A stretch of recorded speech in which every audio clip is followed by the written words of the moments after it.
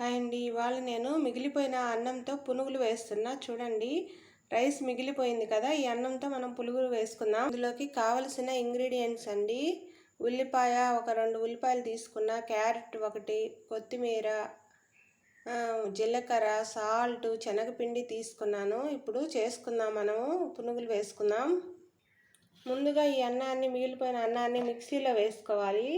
ఇప్పుడు ఈ రైస్ని మిక్సీలో వేసుకొని మెత్తగా గ్రైండ్ చేసుకోవాలి. ముందుగా మనం ఇప్పుడు గ్రైండ్ చేస్తున్నా నేను. ఈ అన్నం మెత్తగా మెదిగిపోయింది. ఇందులో వాటర్ వేసుకోకుండానే మెదిగించుకోవాలి. దీన్ని ఇప్పుడు బౌల్లోకి తీసుకుందాం.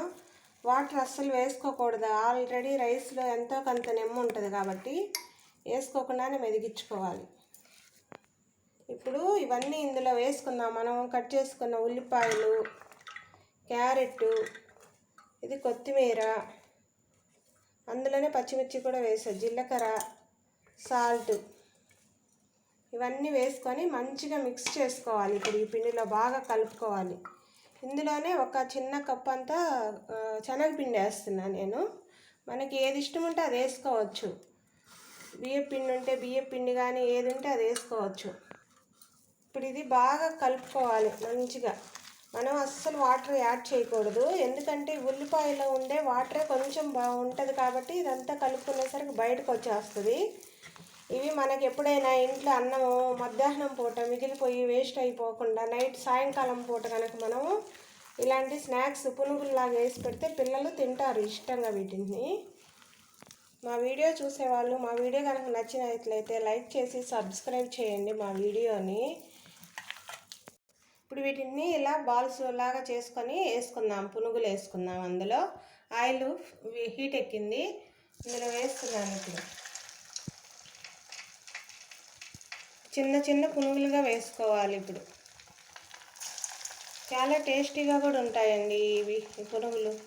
సాయంకాలం పూట అన్నం మిగిలిపోయి స్నాక్స్ ఏదైనా చేసుకోవాలనుకున్నప్పుడు ఇలా చేసుకోవచ్చు కూడా.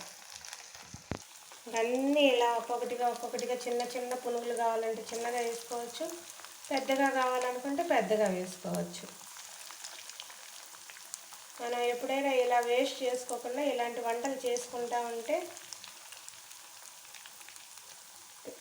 చాలా టేస్టీ ఉంటాయి పునుగులు ఇలా చేసుకుంటూ ఉంటుంటే.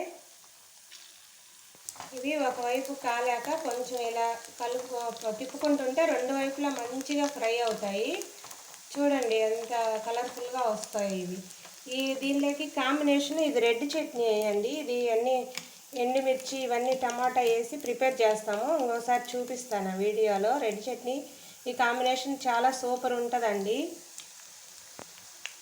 ఫ్రై అయిపోయాయి, ప్లేట్లోకి తీసుకుందాం. మరీ హైలోనే కాకుండా ఒక 5 నిమిషాలు సిమ్లో పెట్టుకొని కాసేపు హైలో ఉంచుకొని కాల్చుకోండి. ఇవి ఫ్రై చేసుకోండి. ఇవి చూడండి ఎంత బాగా వచ్చాయో ఇవి రైస్తో. ఇవి ఎప్పుడు ఎవరు చేయని సీక్రెట్ చెప్తున్నానండి నేను. మీరు కూడా ట్రై చేయండి కంపల్సరీగా మీ ఇంట్లో ఈ పునుగుల్ని. టేస్టీ పునుగులు రెడీ అయిపోయాయి. ఓకే అండి, బాయ్.